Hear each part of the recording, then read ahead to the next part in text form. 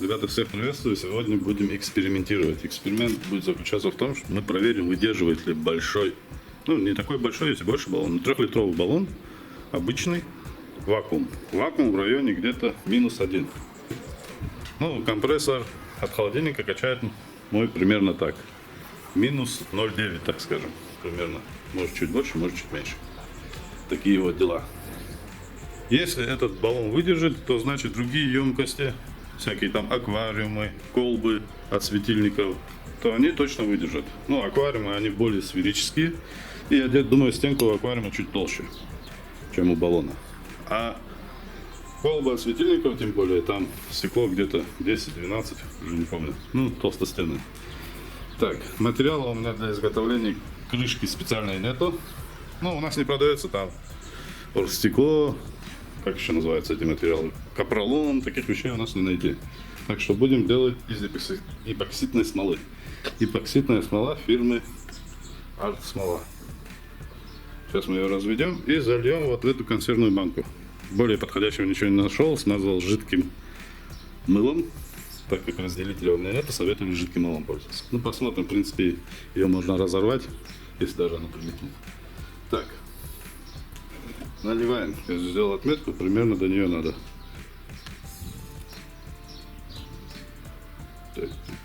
Так, разводится 5 к 3 или 10 к 6. Так, ну давайте сделаем побольше. Ну вот, допустим, 120. 120 делим на 5. Это у нас сколько получается? 120 на 5. Блин, завис 24. 24 умножаем на 3. 24 на 3 это получается 72. Так, добавим отвердителя 72 грамма.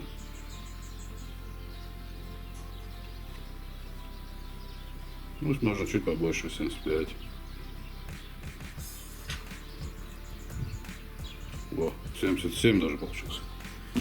Как раз вот полоска. Видно там полоску? Нет, ну чуть-чуть видно. Как раз точно получилось. И еще хочу попробовать. Ну все, весы не нужны. Вот такие всякие красители есть. Это тоже продается в интернет-магазине Арт Смола. Сейчас разведу их. Посмотрим, что получится. В принципе, здесь без разницы, прозрачная получится или непрозрачная крышка. Так что добавлю. Заодно проверим. И разводим. Тщательно размешаем.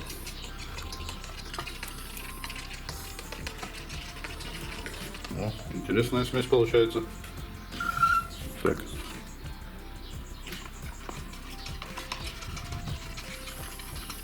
Один человек мне в комментариях написал, что надо переливать эпоксидку. Да, я с ним соглашусь. Если какая-нибудь ответственная работа и эпоксидки нужно много, то лучше переливать, потому что в некоторых местах она может в углах там не размешаться смола с отвердителем. Я об этом постоянно говорил в своих роликах. Но уже опыта я набрался, и вот такие маленькие объемы можно не переливать. По углам все тщательно мешаете, и все нормалек бывает. А большие объемы, да, лучше переливать. Ну все, я его чуть помешаю, потом углублюсь. Так, короче, сколько не мешай, все равно она вот такая идет. Как бы слоями. Прикольно. Так, все, заливаем. И потом идем на станок ее обрабатывать. Делать из нее крышку.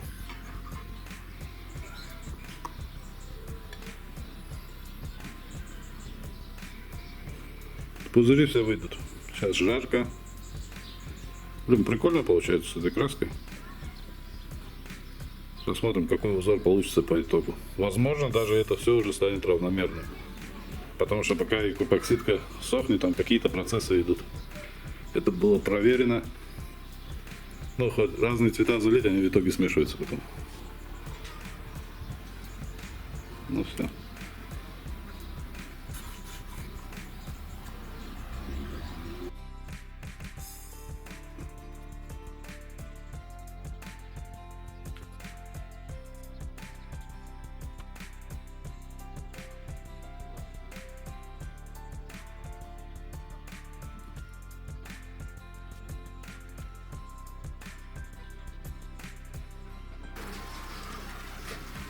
Ну, вот такая заготовка получилась.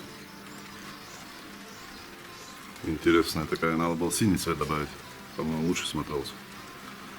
Блин, и вот жидкое мыло совсем не помогло. Аж с консервной банки она вот этот слой сняла. Не знаю, это нержавейка или что. Чем они покрывают консервные банки. Но сейчас ее надо обработать, сделать с нее крышку и здесь сделать отверстие под резьбу дюймовую. Одна вторая.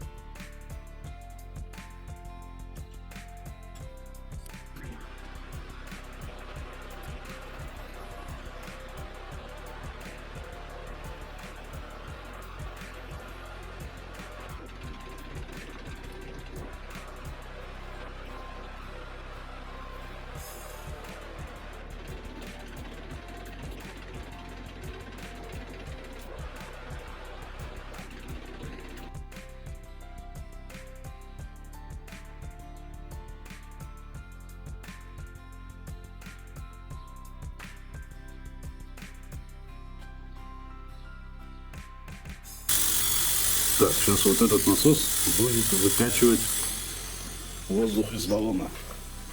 И мы проверим. Ну, вот шланг газовый. Так это выглядит. Закрываешь дырку. Короче, до 9 он доходит. Ну, одно деление не хватает, чтобы дошел до -1. Но если учитывать, что здесь плюс одно деление, то можно сказать, что до -1 доходит.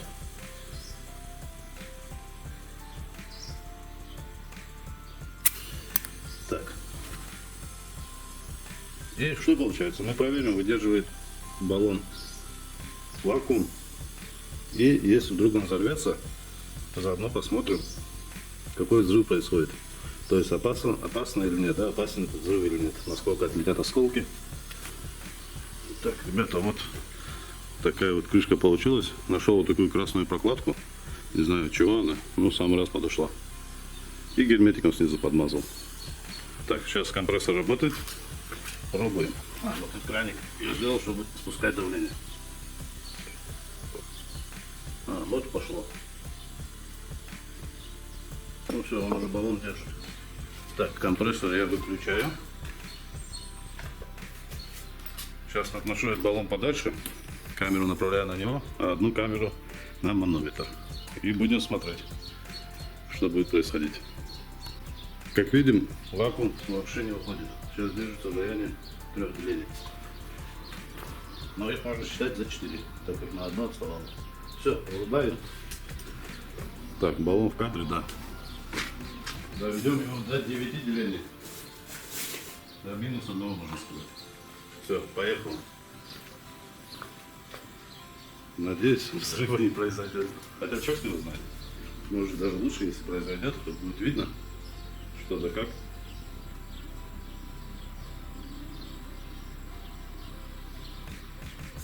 Многие думают, что взрыв от вакуума не страшен, так как взрыв идет вовнутрь. Но они разгоняются вовнутрь, а потом разлетаются наружу. Так, сколько у нас там? Ну вот сейчас уже -9 делений. Как видим, баллон выдерживает.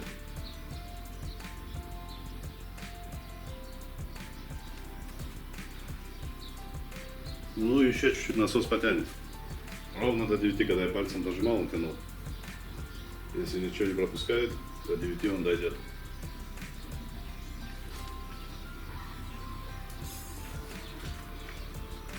Ну вот уже почти 9.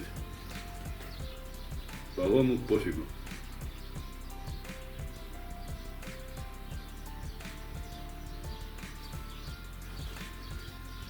Ну все, компрессор вообще не слышно, потому что в нем вакуум, а вакуум звук не передает. Не проводит, да, можно сказать. Я его вырубаю. Сейчас еще один момент проверим. Вот существует мнение, что разряжать вакуум сразу нельзя, надо потихоньку это делать. Сейчас я резко открою кран и посмотрим, что произойдет.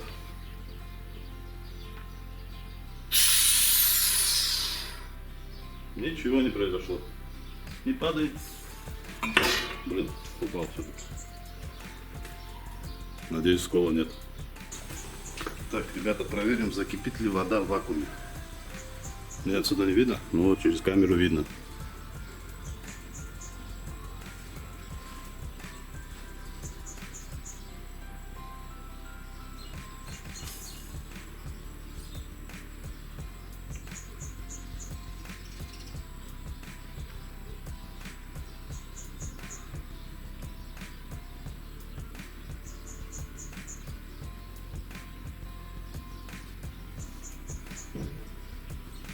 Как достигается вакуум, компрессора не бывает слышно. Еще ближе можно? Можно. Вот какие-то процессы пошли.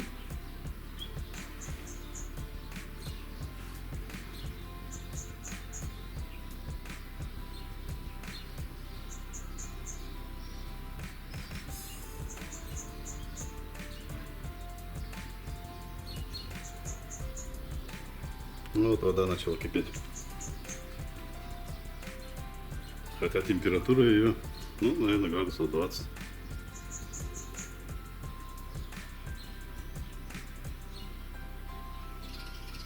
Ну, бурного кипения нету. Работа почти до 9-го деления дошла.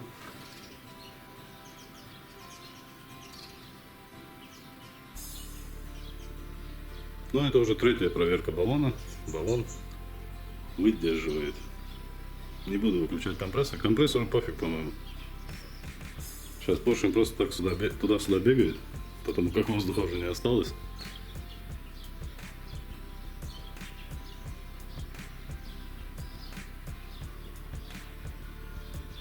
Но подходить все равно к баллону страшно.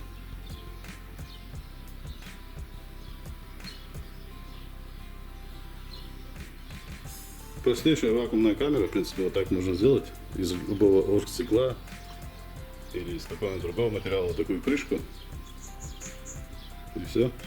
Можно даже вот такие, раньше ведра были плетеные из проволоки, ну как урны использовались. Вот таким еще накрыть, на всякий случай, если вдруг, чтобы стекла не разлетелись. Или самому сплести. Ну все, бурного кипения нету.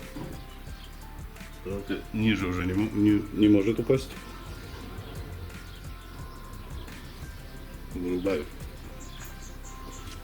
Кстати, сразу кран открою, посмотрим, может что-то произойдет.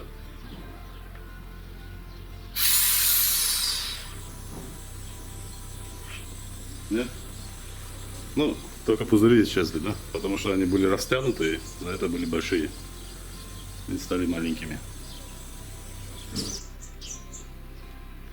Вот так все выглядит.